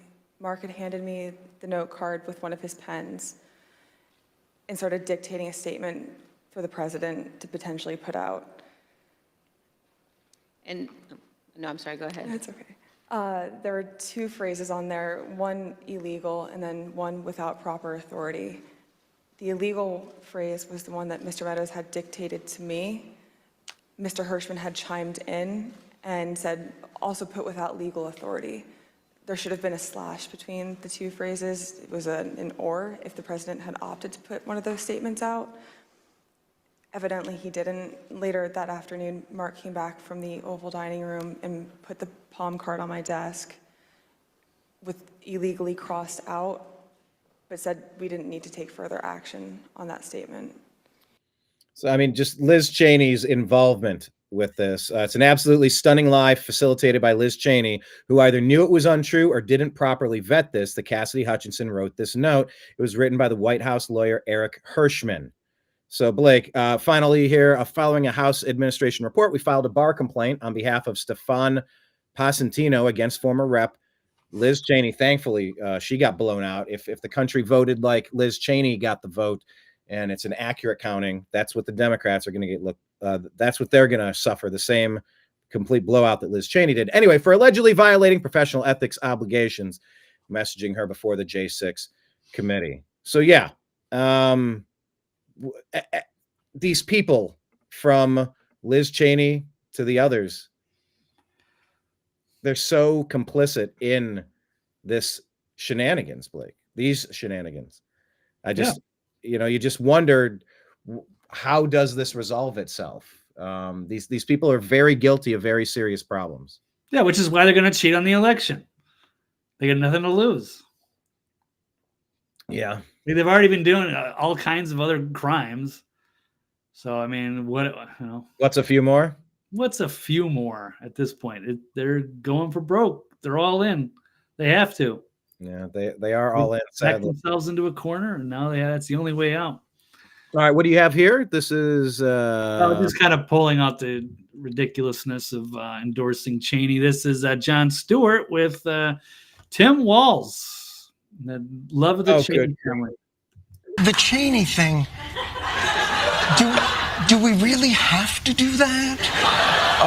Look, finally, it's nice, like, fresh. I know Stewart takes a lot of crap, but he's at least, somewhat intellectually honest here. And he's one of the few that are actually saying, no, we don't want this endorsement. Nobody should have ever wanted that endorsement. Instead, you saw everybody fawning over it. Oh my God, we have Liz and Dick Cheney. No, that's not a good thing. It goes broader than that. Look, Bernie Sanders, Dick Cheney, Taylor Swift. No. That one. The shooting? No. Having the Cheneys on board? Nah, you can't Dick Cheney or Taylor Swift. No. We're a big tent. What country did Taylor Swift get us to invade? No. Yeah. No, don't you think, though, that, and I do this, I believe this, there is still a core group of folks out there, your point being, and not joke, the don't tread on me, the Reagan piece of this, the libertarian piece, but the constitutional piece, there are a lot of people out there. I think Liz Cheney and Dick Cheney give permission to those folks who want to find a reason to do the right thing. What? Dick Cheney is a fucking war criminal who should have been in prison a long time ago. They think that, wow, the constitutionalists should go for this. That was what Tim Walz just told us. The libertarians, the don't tread on me people, should be supporting Liz Cheney, who framed Trump, and Dick Cheney, who some people said was the president during the Bush administration. Yeah, they're desperate and delusional. Right. Wow. They're courting anybody. They can't get their regular base to vote for them. So now they're trying to appeal to other people and just gaslight us about history. All right. Is there more to this? I would love to hear this. Oh, okay. Yeah, I could probably listen to those two talk for a hot minute. Just Tim Walz, he's a walking time bomb. Let's let him talk. Let's let Kamala talk. It doesn't go better the more that they talk. It doesn't get better the more that they babble. I feel like there's a very interesting cadence to some of the things I'm saying today. It doesn't get better the more that they babble. That's a good lyric right there. Anyway, let's talk about good French fries, freedom fries, Blake. Anything else to add about Kamala? No, not right now. All right, let's go to the next topic.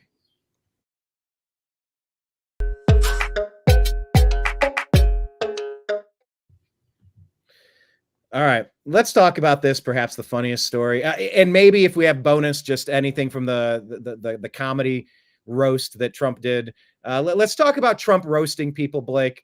Look, Kamala said she worked at McDonald's. It can't be proven, allegedly. So Trump goes and does it, trolling Kamala Harris. And then, of course, over the weekend, Trump gets up at this dinner and just absolutely crushes. That he's the troll in chief. Donald Trump is running to be our troll in chief. I suppose, yeah. He has mastered Twitter and social media. He's been outspoken for years before he was ever decided to run for president. And then fortunately he did. And yes, he's hilarious. And he's our guy. He is an American icon and our populist. And the deep state hates him, and we love him. And yeah, it was great. He loves to do these little, trolling, hitting back. He has a sense of humor, and he can poke fun at himself. He's been on some great, even like SNL skits. So yeah, he's great. He's a showman, of course, and I guess reality star. And I pull it up here. Here is Mr. Trump, Mr. President Trump. How funny is this? It up. Keep it tight. We got the salt on it. Never touches the human hand. Nice and full. Thank you. Good. It up. There he is, Blake. Yep. There's our president. Actually, I was trained at Arby's. You got to like kind of squeeze the box a little bit so you don't put too many fries. Because if you kind of poke it on the sides and make it too big, then you're gonna give way too many fries away. Got to keep the cost down. Fries and lies. Fries. I had to work there. Oh God, when I was like 16, 17. Look at this. The internet remains undefeated, boys. Yep. This is hold on. I'll watch this again. Donald Trump taking down the hamburger. I mean, come on, dude. The internet remains undefeated here. Oh, I didn't see this one yet. I mean, they know that they're coming through. They're not surprised. They're probably acting surprised, right? But Yeah, they got to get screened by Secret Service and what have you. Of course, but still to pull in and actually see the president, how cool would that be? And by the way, let's add one thing, Blake, for the people that aren't aware. And we're going to talk about why the left is so infuriated by this particular troll. Number one, this is the no tax on tips guy. But to say this guy doesn't know anything about working McDonald's, he's never worked a day in his life, you idiots. You idiots. This dude has been in the food and beverage game his entire life. Every hotel, every casino, every resort, it's a food and beverage business that happens to have an Airbnb and gaming attached. It is 1/3 of what they do, food and beverage. It is a massive part of this. Like Donald Trump, Blake, is very familiar with food and beverage. I know people that currently work for Donald Trump, and they love the facility that they're at. They've met him. He's kind to everybody around him. They like how the place is ran. Different from the guy we ran into in Chicago outside of Wrigley that says, "Oh, I work for the guy. I can't stand him. Of course, I'm voting for Kamala." I'm like, "Okay, guy," because everyone else I know that personally works for him really likes it. Talk for a second about Trump being the food and beverage guy with all of his golf courses, his properties. You're a food and beverage guy. I'm a food and beverage guy. 1 in 8 Americans, according to that random meme, whether that's true or not, has worked at McDonald's. But aside from that, how many of us have worked in fast food or as a waiter, a cook anywhere? I mean, most of us have done some of that, but more than anybody. But maybe, I guess, yeah, I've worked in casinos for 15 years and I have done a lot of food and beverage, worked, various places. My last job actually out there was, I was actually working for Steinbrenner and Jerry Jones, legends. Wow. My last gig in LA before the COVID lockdown. But what could have been, Blake? Just imagine. That whole experience could have been very different. But that wasn't in the cards. It obviously wasn't meant to be that, right? So interesting to think. And it was good to have a lot of gig work. I mean, obviously I miss doing media stuff. And then I was kind of like, well, I guess this might be the end of that. I don't know if I'll ever, get into it. It was just kind of a, dunking on Democrats at that point. And it looked like, he was going to win in a landslide, so it didn't matter. And I would sit back in that bar and be like, man, I really wish I was doing like media stuff. That'd be more, better use of my skills than sitting here pouring drinks. But then just what do you know? Like a month later, all of a sudden, the world goes to shit with the quarantine and all that. And then I ended up losing that job. They laid everybody off. And then, that was years ago now. What do you know? All the adventures of traveling around the country and but talk about Trump in the media, I guess. Talk about Trump with no tax on tips, and obviously he's a billionaire. He's not a McDonald's worker, but set this up for us. This is because Kamala lied about doing this. This is where this all came from. Yeah, I mean, it sounds like appealing when she says, "Oh yeah, and I used to work at McDonald's when I was in college or whatever." And then somebody did a fact check and realized, no, I don't know if she ever did. And they kept digging. They couldn't find any evidence of that. And so, he decided to just, he was talking about it. He was trolling her. And then he finally just decided to do this great photo op, which is good because it kind of shows like you're, a man of the people. And then, of course, the leftists were absolutely outraged about it. They just had a meltdown over it, which was pretty funny. Newsweek saying don't expect McDonald's to confirm whether Kamala Harris used to work there. That's what Newsweek wants us to know. No, McDonald's didn't confirm Trump's baseless claim. That's what the Washington Post says 17 hours ago. That's what they want us to know, but Google is going to give us that particular side of things. It's wild. I don't know who Resist the Mainstream is, if that's a valid site or not. Yeah, they usually put up pretty good stuff. Yeah, I've been using their content a lot more lately. This is, alternative media, but I've got a few. We can go to Federalist, or we can go to Modernity, which is kind of talking about, even Cenk Uygur was usually an angry leftist, but in this case, he was saying, yes, someone in the press called Trump's McDonald's photo op bizarre, but that's how you lose credibility. That was a home run photo op. He looked like a real person there, connecting with the average American. If If you can't see that, you're totally blind. I think they did see that, and they just had to find some way to turn it negative. They can't give him a win on anything. So yeah, there was a hilarious troll, but they've lost their sense of humor. They are just unhinged. Absolutely. Hate him for everything, even when he's just being funny.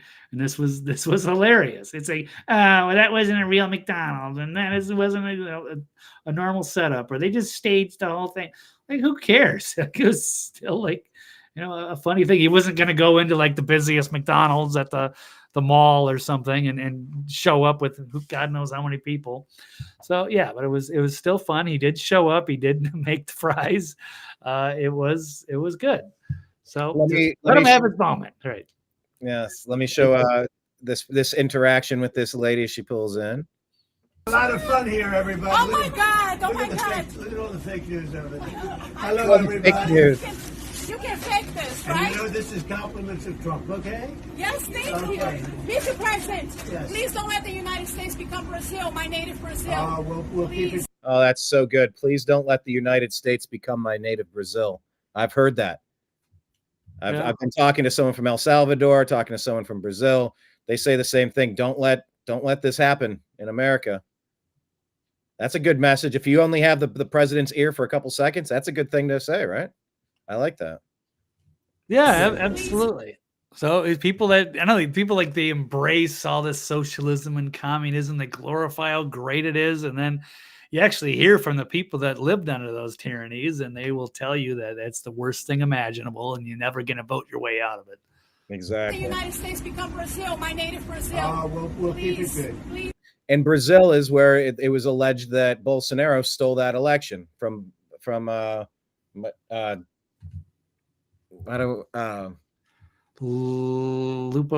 something, I can't remember. I forget already. Yeah, it's too bad. It was a decent Lula stole it. That was from Bolsonaro, the Brazilian Trump, I think they call it. We're going to make it better than ever, okay? Thank you. Thank you. Thank you. It's a pleasure, Mr. Compliments President. of Trump. Yes, thank you so much. Thank you over there.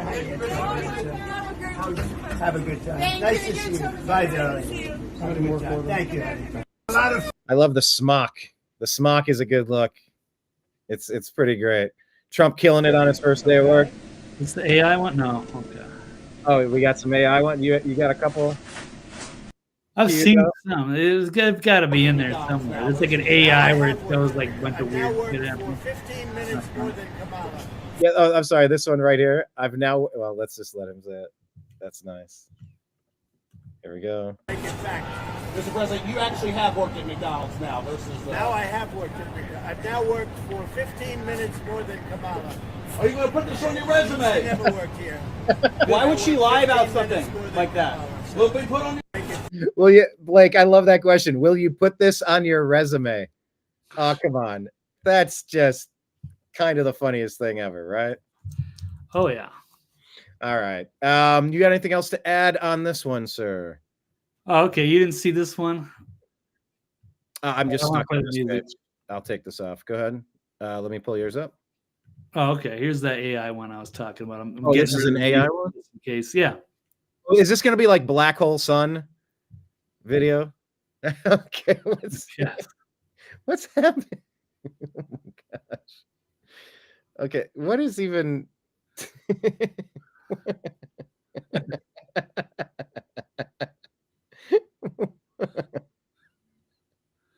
This is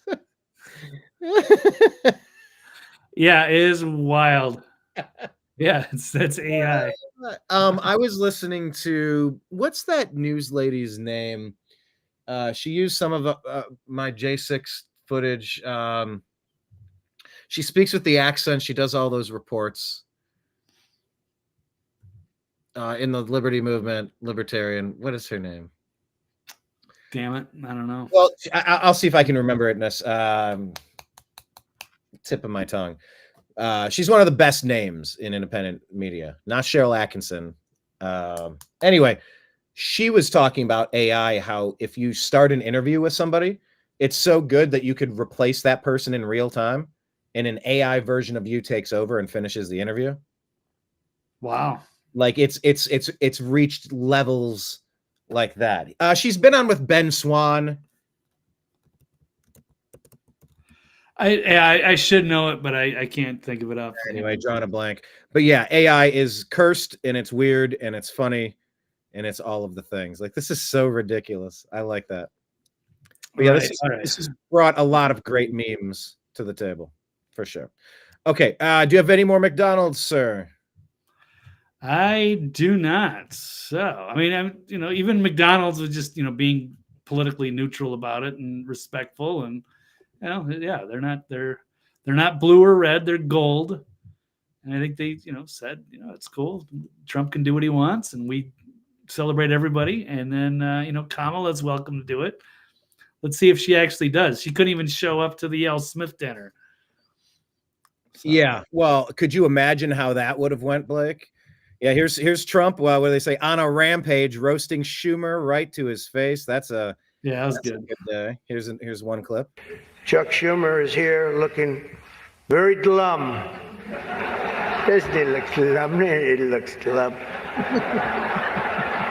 But look on the bright side, Chuck, considering how woke your party has become. If Kamala loses, you still have a chance to become the first woman president. Like, that one's pretty good. Well, yeah, it is good. And okay, I'm not going to talk about his wife. Oh, okay. But what I like here, when Trump's definitely switch genders, and nobody would know, right? Okay, so it's one of those situations. it's a weird situation. Yeah. Feel free, pull up a picture while I play this. But okay. As Trump is reading this, he starts laughing at the punchline before he can deliver it. I don't know if you caught that, but it was a good save. I love this part. Kamala loses, you still have a chance to become the first. You still have a chance to. Right, a chance to become is where he starts laughing. I love that. Has become. If Kamala loses, you still have a chance to become the first woman president. That's so good. Love it. He's built for cracking jokes. As Hillary called. All right, here's another. Wait, is this the same one? No, this is a different one. Oh, wait, I just moved it. So here's Chuck Schumer's other half. Whatever. Not making fun, but it's an unusual look. Okay. Yeah. Okay. I don't know if I have any quotes on that. Yeah. Okay. Never mind. Right, let's play this one. We've seen it. We've all seen Thank it. you. Appreciate it. Okay. Like, I mean, this is right up at the top of one of the best lines of the night. Let me turn it up just a little bit. So good.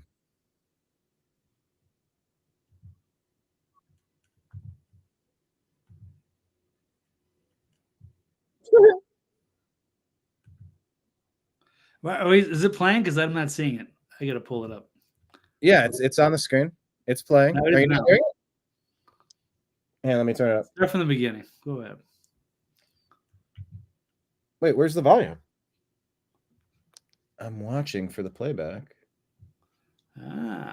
Here's the volume. We're sitting here watching each other? I can see your screen. I can see the. Okay, let me take it off the screen and put it back. Because if you watch, and it's being broadcast on Rumble right now through this device, it's showing it on the screen. Let me take it off and put it back. Do you see it now? Yeah. Oh, okay. Let me try it again. This is a nice joke here. Yeah. Wives, lovers. Can you hear it? Yep. All right. There's a group called White Dudes for Harris. Have you seen this? White Dudes for Harris. Anybody know? Are some of you here? White Dudes for Harris. Doesn't sound like it. Doesn't sound like it. But I'm not worried about them at all because their wives and their wives' lovers are all voting for me. By the way, let's go back and watch one particular point. Look at Jim Gaffigan. I believe that's Jim Gaffigan. Look how concerned he is, how earnest he's listening intently. And watch Jim Gaffigan's approval through laughter. You can't fake that. Because their wives and their wives' lovers are all voting for me. That's a famously cucked fan base, Blake, right? The White Dudes for Harris. Fucking pathetic. Yeah. Yeah. So I don't know. I don't know if you.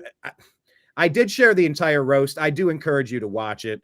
Absolutely. We're just playing a couple of clips there. I don't know if you had any clips in particular that you wanted to play, Mr. No, man, there was a lot of good stuff. So, you know, I enjoy that. Those are usually historically pretty funny.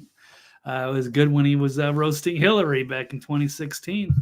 Well, this one has a little bit more time too. Let's see if these are different jokes, hopefully.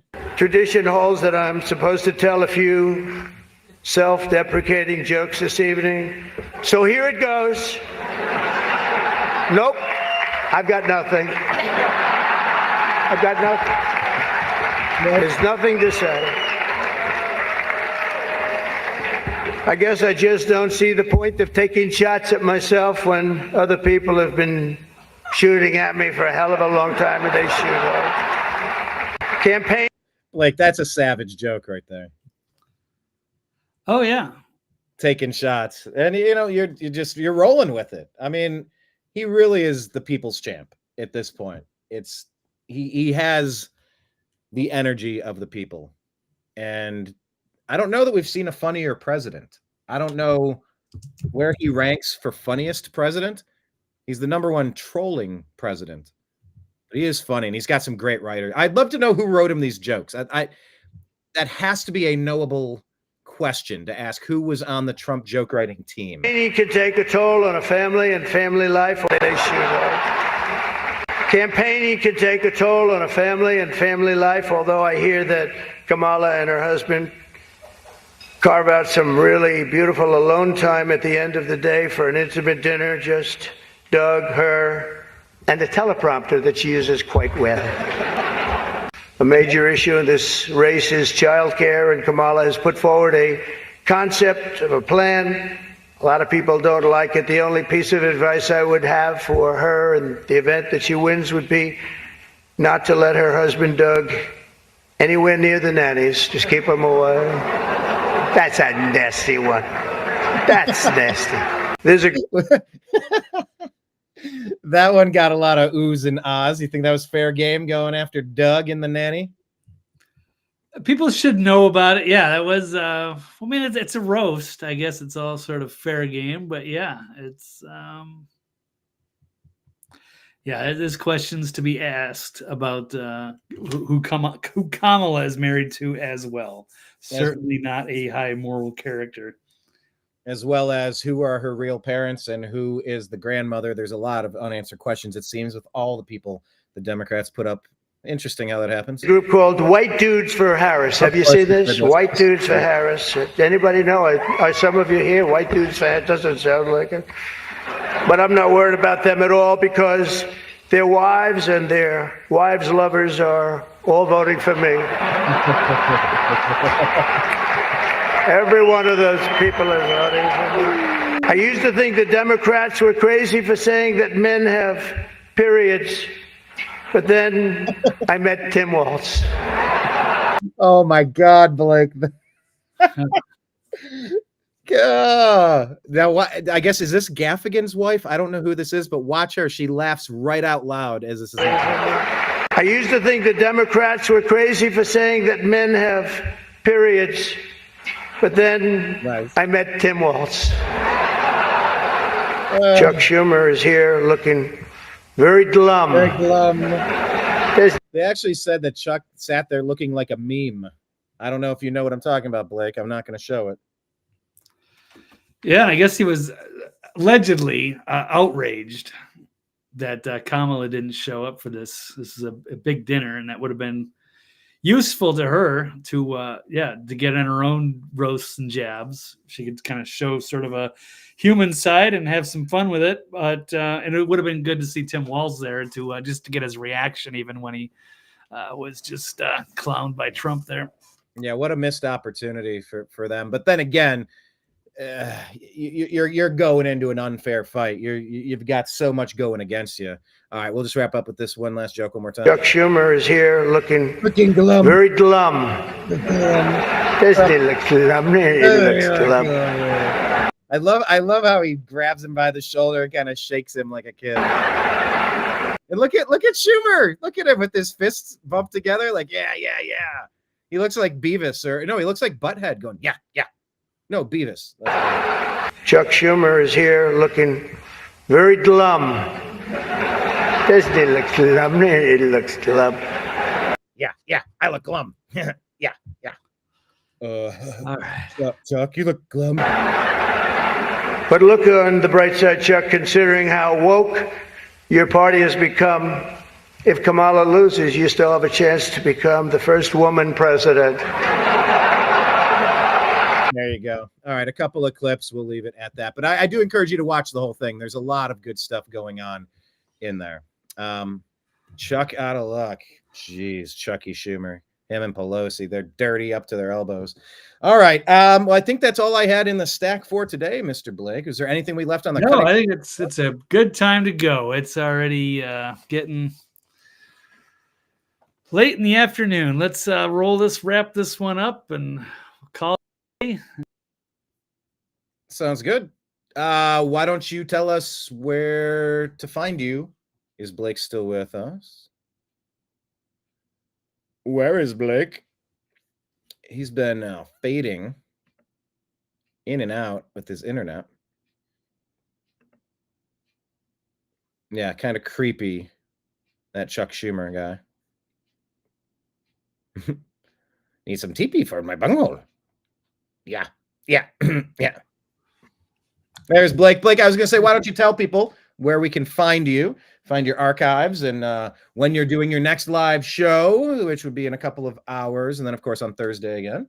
So the floor is yours, good sir, and congratulations for taking care of some things that needed to happen for you to enter this next stage of what's going on, without talking too much about it.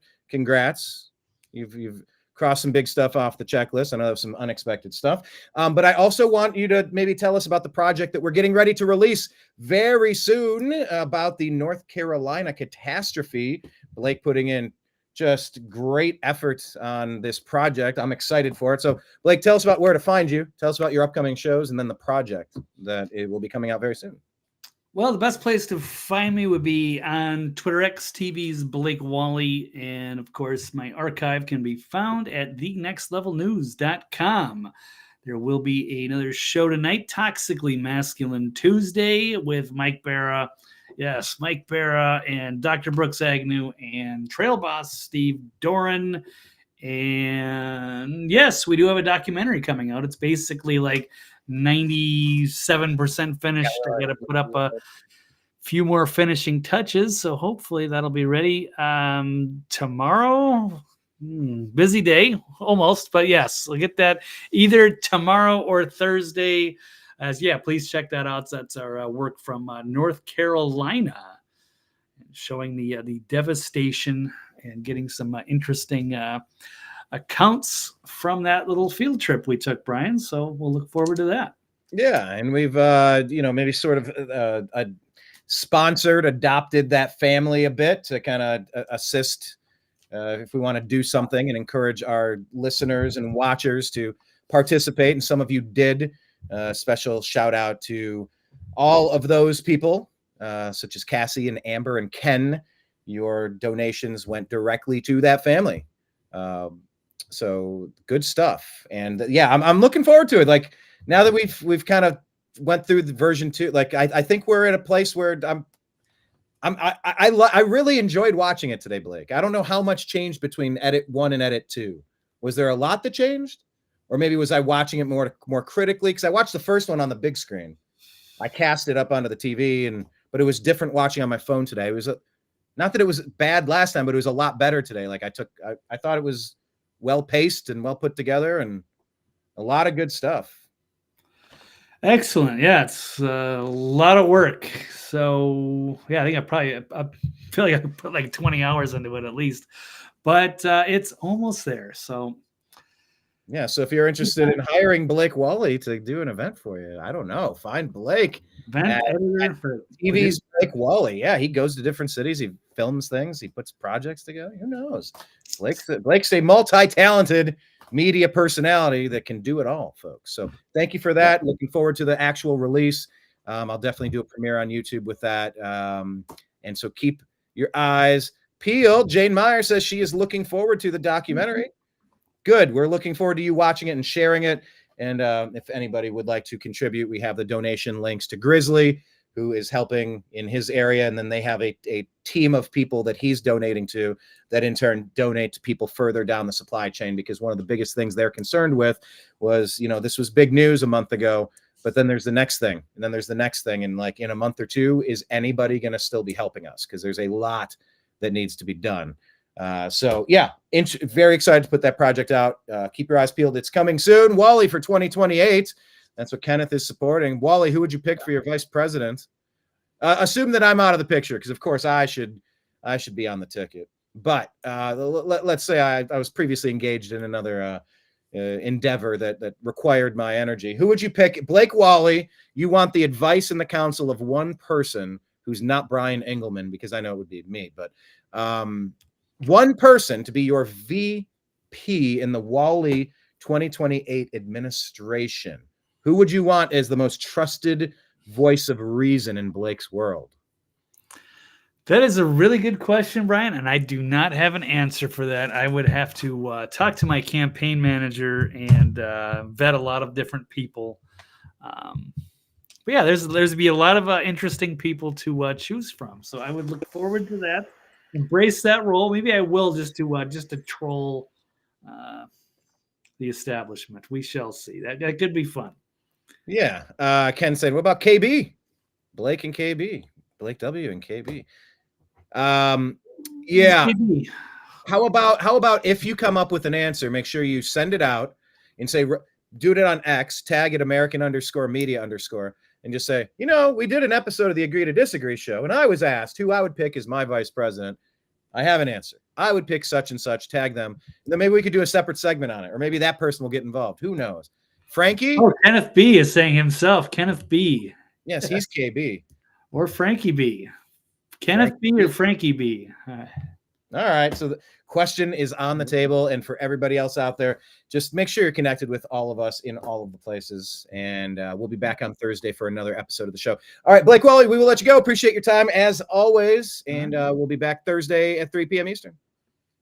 I think so. Yeah. We'll see. Yes. Thanks, everybody. It's been delightful. Right. Thanks, Brian. To be continued. There goes Blake, everyone. And yes, his schedule has been it's been fluid. So yes, Blake may and may not jump in at some shows. No worries. He has some stuff he has to take care of, and that will always take priority if we can't get that time slot. But after my show on Thursday, I'm going to do another episode of Strictly Football with Mike Barra. So I guess Mike and Blake and we all share a studio. So, they're doing shows. I'll jump on the show. We're doing shows. Come on, jump on our show. And then Mike and I created a brand new show. Mike Barra from Ancient Aliens. But he's a big Seahawks fan and a football fan in general. So we do Strictly Football. That's at 5:00 Eastern on the New American Media. So I would encourage you to follow us in all the places. These places. Rumble. We're streaming to Rumble right now. I don't know how it really works. I'm trying to do an RTMP code and get it to restream. I haven't quite got that figured out. I know I should, but actually, let me put it down. Rumble. I'm going to make a list. There we go. I also wrote down Haggard, Run Ragged, and also Doubling Populations with Haitians. I also have It Doesn't Get Better the More That You Babble. But da-da-da-da-da-da-da-da-da-da. But da-da-da-da-da-da-da-da-da. There's a percussive thing. I was listening to some Harry Mack. He was on with, he's a freestyle rapper from Los Angeles, and he was on with Bobby Flay. And he did a really good freestyle within the hour when I was doing the show prep. So as I was saying some of these things, Haggard, Run Ragged. Like if I listen to Eminem, if I listen to Harry Mack, if I start consuming that stuff. And by the way, check out that new Eminem song with LL Cool J, Murdergram. I mean, that's a strong effort. A little tough to get all the enunciation, but I get why it's tough because it's 100 miles an hour there. So Yeah, I put down Rumble. Follow us on Rumble. We're called The New American Media. On YouTube, we have 13 years of content, 1,500 videos. YouTube.com/@thenewamericanmedia. Go on Spotify, the Agree to Disagree Show, and the Unhappy Hour Sports Show, please. On X, we're at American_media_. You can follow me on X. I'm at Twist of Nothing. But my name is Brian Engelman, and you could send me a Venmo donation because, yeah. We'd appreciate everybody that contributes. It really is crowdfunded, and everything that you guys and girls do, it really helps. But if you felt like sending something on Venmo, my name is Brian Engelman, BrianEngelman, and just send a gift over. Gifts between friends and family. You could subscribe to us on Patreon. You can do like $5 a month, $15 a month, $150 a month, $1,000 a month, $5,000 a month. Depending on if you want to do something like that, but it all adds up. It all helps. Different ad revenue. It all kind of comes together because there's a lot of expenses when you do what we do. And it's just really, what does it cost to live a month? What is the monthly cost? Just to get by with rent and groceries and, car payments and this and that. It's always something. So, the more assistance we have, the more product we can deliver to you. So thank you to everyone on Patreon and everybody who sent something on Venmo. Thank you so much. Instagram, I tried to stream live on Instagram, but it wouldn't let me use the feature today, but we're the New American Media over there. On Facebook, you could find the New American Media page. Do that one. Facebook, we have a lot of groups. TNAMs, TNAM for the New American Media's The Agree to Disagree Show, a support group. Or no, that's the New American Media. What is that? I'm saying too many things. The Agree to Disagree Show. Find that group. It's a great one. And a lot of TNAM groups affiliated as well. TNAM Humor, TNAM Food and Drink, TNAM Preparedness. These are some passions of mine. That's so interesting. The mouse is like disappearing behind one specific section. I don't know if I've ever noticed that before. TNAM and Ham. Yep, TNAM and Ham. That'll be our new TNAM Food and Drink. Wham, bam, TNAM. Thank you, ma'am. Ka-ching. So follow us there in all of those groups. On Telegram, we're TNAM and TNAM Chat. TNAM and TNAM Chat. Yeah, follow us on Instant Dam. TNAM and Spam. Sam I Am. Yeah, we're on Instagram, the New American Media. We share some great stories. If you log in daily, you'll see some great stories following the New American Media that we share. And that's a great place, a jumping off point for you to start digging around and finding the stories that matter to you and to the world. All of our platforms offer something a little bit different. So just follow us in all the places. I guess Signal, TNAM and TNAM Official, I think. TNAM and TNAM Chat. Anyway. Thanks to Blake. Thanks to... let's see what Jennifer... we had an early question as a bonus question. Let's get to this one. Jennifer asks, the 81 million people who voted for Biden. Well, let me just stop there. These are 81 million ballots that were counted. That's... these were ballots that were counted. I don't know if these were people. Saying that they aren't going to vote for a candidate because they've been targeted in election interference? I'm going to have to disagree with you, Jennifer. Jennifer's saying that because President Trump was attacked by Democrats, the American people wouldn't vote for him? It's clear election interference. It's clear lawfare. It's banana republic stuff. It's obviously bad. Being accused of something doesn't mean anything. Ask Jussie Smollett, Bubba Wallace, the Covington kid. I mean, the hoax after hoax after hoax. Yeah, trying to frame, running a full forensic audit versus equating that to being illegally disenfranchising votes, gonna have to disagree with you there. If you can't prove chain of custody, if you don't have signature verification of voter ID, like if a vote has been counted without verifying that the person is real, That's not a vote. That is, what am I trying to say? Admonition, apparition. See, now I got the hip hop freestyle rapping word association thing going on in my head. And so my head's saying things like haggard, run ragged. It doesn't get better the more that you babble. Doubling populations with Haitians. Abhorrent, I think, is the word. An atrocity, an abhorrent atrocity. I think that's what I want to say about a voting system that lets people who are unverified.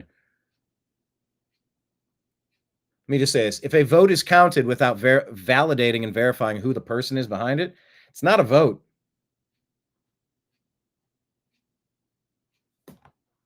So I'm going to disagree with you on that. What is this? The Republican nominee for president who was, yes, we know he was charged with crimes. By the way, you're seeing all that stuff work out in the courts. These people are going to be disbarred and jailed. You've seen how the Supreme Court has looked at this in New York, right? Are you unaware that what was obvious to all of us is now working its way through the court system in appeals, and people should probably be losing their law licenses and charged with civil rights violations and election interference, tampering, treason? This is straight treason. Now you can say, oh, well, he didn't sell a battle plan to Napoleon Bonaparte. It's like treason is a lot more than what you're narrowly defining it as. If you frame the president so that he can't defeat you in an election, oh, there's jail time for that. And that's not going after your political opponents. That is dishing out justice. Yeah, I would disagree that he illegally tried to overturn an election. I think there were obvious problems and the courts weren't ruling on it, and he wanted people to look into it. We all wanted people to run a full forensic audit because we didn't like what we were seeing, and it didn't match how nobody showed up to see Biden, but Trump was selling out arenas. How the policies of Trump and the Republican Party, the MAGA ticket, were common sense, and the stuff the Democrats are pushing is lunatic fringe stuff. It doesn't match. It doesn't match. We're not going to believe another one of these things. Many of his allies. Yeah, you're just proving that there's Democrat deep state election interference and lawfare. No, Kenneth, I already did inconceivable. I'm not doing plums again today. I have a couple of catchphrases for some reason. Plums and inconceivable. Yeah, is Jen one of them?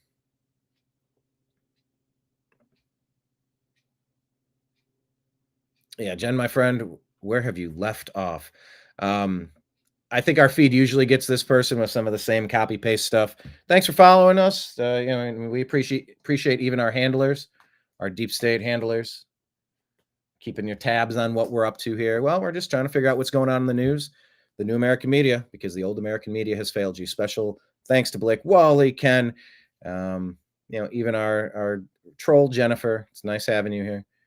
Remember that you're on the inside and you have the opportunity to self-sabotage wherever you're at and play a major role when it comes time. You'll know when it's time. No matter what they paid you, you're on the inside and you can do some serious help for the liberty movement. Oh, Frankie's saying she loves us, guys. Love you all too. Thank you so much. We'll be back on Thursday.